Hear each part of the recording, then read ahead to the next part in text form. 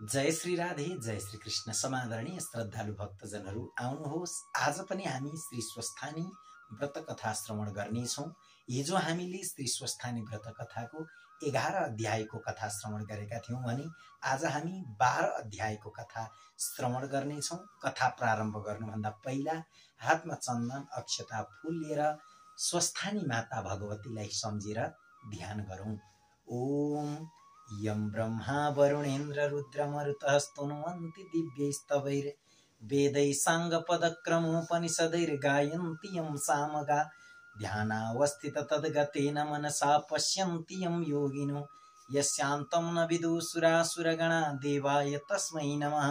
श्रीमच्चन्दनचर्चितो ज्वलवपु शुक्लाम्बरा मल्लिका मालालंकृतकुण्डला प्रविलसन्मुक्तावली शोभिता सर्वज्ञान निदान पुस्तकधरा रुद्राक्षमालाकरा वाग्देवी वदनाम्बुजे वसतु मे त्रैलोक्य माता चिरं मूकं करोति वाचालं पंगुं लंघयते गिरिं यत्कृपा तमहं वन्दे परमानन्दमाधवं। नमो भगवते तस्मै व्यासायामित तेजसे यस्य प्रसादात् वक्ष्यामि नारायण कथामिमां। नारायणं नमस्कृत्य नरं चैव नरोत्तमं देवीं सरस्वतीं व्यासं ततो जयमुदीरयेत्। हजुरहरूले हातमा लिनुभएको चन्दन अक्षता फूल स्वस्थानी माताको ग्रन्थमा चढाएर एकचित्त भएर कथा श्रवण गर्नुहोला। कुमारजी आज्ञा गर्नुहुन्छ, हे अगस्त्य मुनि। त्यसपछि हिमालय पर्वतले आफ्नी पत्नी मेनका गर्भणी भएको थाहा पाई अत्यन्त हर्षपूर्वक आफ्नो मर्यादा अनुसार उचित कर्म गरिदिए। 10 महिना पूरा भएपछि मेनकाको गर्भबाट हिमालयकी कन्या जन्मिन्।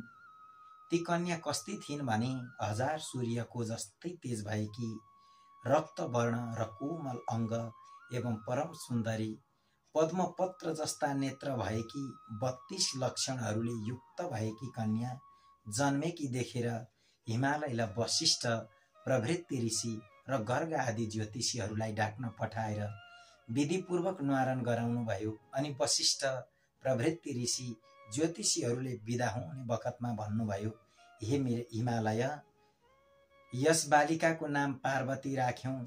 हे गिरिराज, तिमी धन्य रहेछौ। यी बालिकाले श्री महादेव स्वामी पाएर 14 भुवनकी स्वामिनी हुनेछन्। समस्त पापी र दुष्टहरूको संहार गर्नेछन्। तिम्रो श्रद्धा भक्तिले हामी सन्तुष्ट भयौं। अब आज्ञा पाए आफ्ना आश्रममा जाने थियौं। यति वशिष्ठ आदि ऋषि ज्योतिषीहरूले त्यस्तो भनेको सुनेर हिमालय पर्वतले प्रसन्न भएर नाना मणिमाणिक्य सुवर्ण द्रव्यादि दक्षिणा दिएर प्रणाम गरेर विदा गरिदिनु भयो। अनि समस्त आगन्तुक र वशिष्ठ प्रभृति ऋषि ज्योतिषीहरू आफआफ्नो आश्रममा जानुभयो। त्यसपछि पार्वती शुक्ल पक्षका चन्द्रमा जस्तै गरी दिनदिनै बढेर ठुली भइन्। तिनी खेल्दा पनि शिव पूजा गरेर नै खेल्दथिन्। यस्ता प्रकारले बाल अवस्थादेखि शिवको भक्तिमा चित्त लगाइरहेकी थिइन्। एक दिनको कुरो हो, नारद मुनिले विष्णु भगवान कहाँ गएर भन्नुभयो, हे वैकुण्ठनाथ, हिमालयकी कन्या पार्वती सबै तरहले तिम्रो योग्य छिन्। कस्ती भने लक्ष्मी भन्दा पनि सुन्दरी, 32 लक्षणले युक्त भएकी ती कन्यासँग तिमी विवाह गर। यति नारद मुनिले भनेको कुरा सुनेर विष्णु भगवान आज्ञा गर्नुहुन्छ, हे मुनि, के हिमालयले ती कन्या मलाई देलान् र? नारद मुनिले उत्तर दिनुहुन्छ, त्यसको चिन्ता तिमीले लिनु पर्दैन, म अहिले गएर पक्का निधो लिएर आउँछु। यति भनी नारदजी तुरुन्त हिमालय कहाँ पुग्नुभयो। हिमालय पर्वतले भेटेर उचित सत्कार गरिसकेपछि नारदजी भन्नुहुन्छ, हे गिरिराज, तिमीसित केही भन्न आएको हुँ। तिम्री कन्या पार्वती वैकुण्ठनाथ भगवान विष्णुलाई देऊ। यति नारदजीको वचनलाई सुनेर प्रसन्न भएका हिमालय पर्वत भन्दछन्, हे मुनि, यो अत्यन्त उत्तम कुरा भन्यौ। तिम्रो आज्ञाले मेरी पुत्री वैकुण्ठनाथ विष्णुलाई दिए। अब तिमी विष्णु भगवान भएको ठाउँमा गएर यो कुरा भन। यति हिमालय पर्वतले भनेपछि नारद मुनि वैकुण्ठ गएर हिमालयसित भएको कुरा सबै सुनाए। अनि हिमालय पर्वतले आफ्नी कन्या तिमीलाई दिन्छु भने भन्ने यति नारद मुनिको कुरा सुनेर विष्णु भगवान प्रसन्न भएर, हे नारद, तिमी धन्य रहेछौ, अब आफ्नो आश्रममा जाऊ भनेर बिदा दिएपछि नारद मुनि आफ्नो आश्रममा फर्किनु भयो। त्यसपछि हिमालय पर्वतले पार्वती कन्यादान दिन भनी सामग्री तयार पारी नारद मुनिलाई डाकेर विष्णु कहाँ पठाई राम्रो लग्न ठहराई आफ्ना गुरु बृहस्पति आदि सम्पूर्ण देवता यक्ष गन्धर्व किन्नर दैत्य र नाग सबैलाई निमन्त्रण पठाए। अनि विष्णु भगवान पार्वती कन्यादान लिन हिमालय कहाँ पुगे। उता मेनकाले हीरा मोती मणिमाणिक्य नाना रत्नहरूले झकिझकाउ पारेर वस्त्र अलङ्कार पहिराई पार्वतीलाई सिंगारी राखेकी थिइन्। त्यो देखेर जया विजया अजिता अपराजिता आदि सखीहरूले पार्वतीलाई भने, हे सखी, आज तिम्रो विवाह हुन्छ, विष्णुलाई कन्यादान दिन्छन्। यति सखीहरूले भनेको सुनेर पार्वतीको मनमा शङ्का उत्पन्न भयो। मैले बालक अवस्थादेखि नै श्री महादेवलाई स्वामी पाऊँ भनेर धाइरहेकी छु। अझ पनि महादेवलाई नदिएर अरू कसैलाई दिए भने म आत्महत्या गरेर मर्नेछु। तिनको कुरा सुनेर सखीहरूले भने, हे पार्वती, त्यसो हो भने तिमी यहाँ नबस, हामी कसैले पनि नदेख्ने स्थानमा लुकाएर आउँछौँ। लौ हिँड। यति सखीहरूले भनेको सुनेर, हे सखी हो, जसो गर्ने हो गर, म केही पनि जान्दिनँ भनिन्। त्यसपछि सखीहरूले नदी तटको वनमा लगेर पार्वतीलाई कसैले नदेख्ने एकान्त ठाउँमा लुकाएर आए। त्यसपछि हिमाचल पर्वतले आफ्ना गुरु बृहस्पतिलाई यज्ञमा बसाली सारा विधि गरिसकेर कन्यादान दिन पार्वतीलाई लिन पठाए। तर घरमा देखेनन् र यताउता सबै खोज्न लगाए, कहीँ पनि पाउन सकेनन्। र हिमालय पर्वतले अत्यन्त व्याकुल भई गुरु बृहस्पति कहाँ गएर पार्वती कहीँ पनि छैनन्। अब के कसो गरौँ भनेर यति हिमालय पर्वतले भनेको सुन्ने बित्तिकै गुरु बृहस्पतिले यस लग्नमा भएन भनी विष्णुलाई बिन्ती गर्नुभयो। अनि आएका निम्तारू जति सबै फर्की आफ्ना आश्रममा जाँदा भए। उता सखीहरूले पार्वतीलाई वनमा लुकाएर आएपछि पार्वतीले नदी तटमा गएर बालुवालाई ल्याएर त्यसको पार्थिव शिवलिङ्ग बनाएर श्री महादेवको आराधना गर्न लागिन्। उसै बेला दुई दैत्य प्रघोष र दमघोष आएर पार्वतीको सौन्दर्यमा लोभिएर अनेक प्रकारका नराम्रा चेष्टा देखाउन लागे। तिनको चेष्टा देखेर पार्वतीलाई साह्रै रिस उठ्यो र उनले हेर्नासाथ दुवै भस्म भए।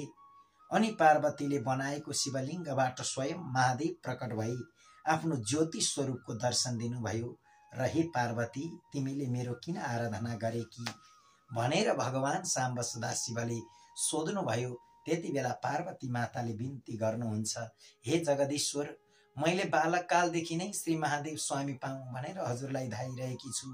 मेरा पिता हिमालय पर्वतले विष्णुलाई कन्यादान दिन लाग्दा भागेर यहाँ लुक्न आएकी हुँ। मदेखि प्रसन्न भएर मेरो रक्षा गरिदिनुहोस्। हे प्रभु, मेरो इच्छा हजुरले पूर्ण गराइदिनुहोस्। पार्वतीको यस्तो प्रार्थना सुनेर महादेव आज्ञा गर्नुहुन्छ, हे पार्वती, तिम्रा माता पिताले कन्यादान नदी मैले तिमीलाई मेरी भन्न मिलेन।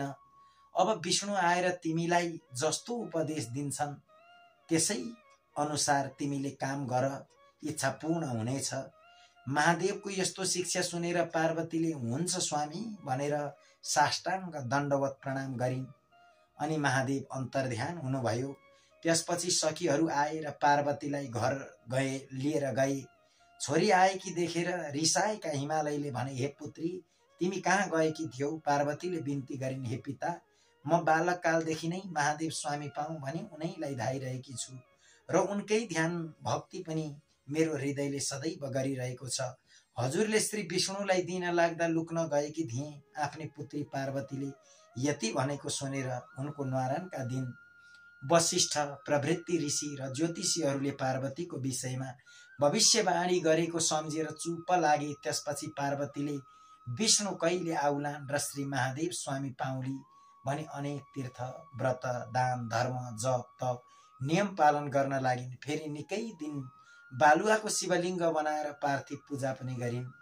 तिनको अडिग श्रद्धा एवं भक्तिभाव देखेर भगवान विष्णु गरुडमा चढेर शङ्ख चक्र गदा पद्म धारण गरेर पार्वतीको छेउमा आएर आज्ञा गर्नुभयो, हे पार्वती, तिमीले अनेक प्रकारका तीर्थ व्रत दान धर्म पूजा पाठ यज्ञ आदि गरेको देख्दा म अत्यन्त प्रसन्न भएँ।